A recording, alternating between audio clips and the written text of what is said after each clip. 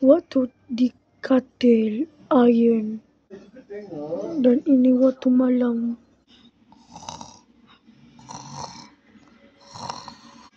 Mina Bobo. Siapa ni? Hantu! Tolong! Hantu!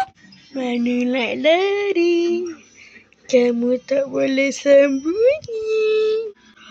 Ampun Rasaksu. Ini akibatnya kalau kau tak puasa. Ya! Tendangan Allah Akbar. Sakit lah. Ustaz Kerry Junior. Cepat lari daripada rumah. Ni, rasa kat rumah ni ada hantu. Siapa? Bangkau lah.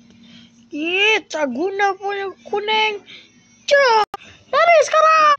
Bye Ustaz. Let's fight. Let's go. Fight. Tembakan. Nauzubillahi minasyaitanirrajim. Nauzubillahi minasyaitanirrajim.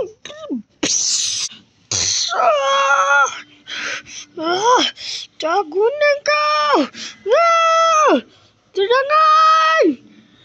Hantu. Siang Ramadan. Waduh. Rasakan. Itulah akibatnya. Dari Ustaz. Adakah kau masih selamat?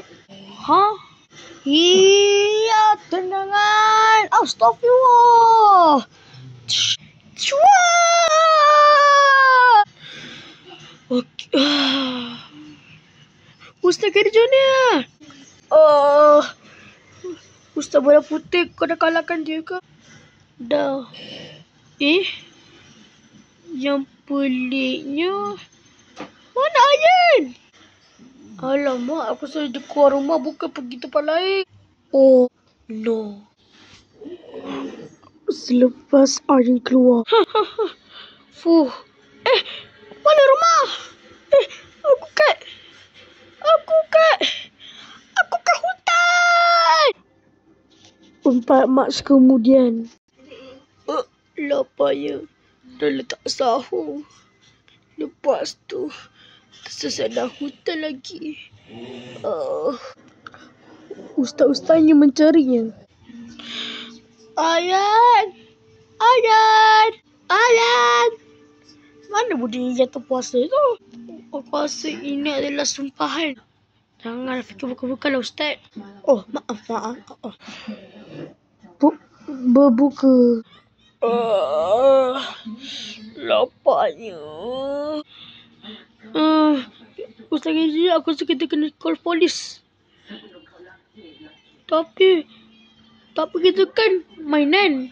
Bukan manusia betul. Jadi kita tak ada telefon. Sudah. Sampai malamnya.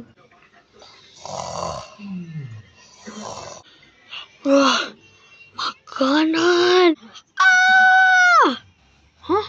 Itu serupu dah jerit.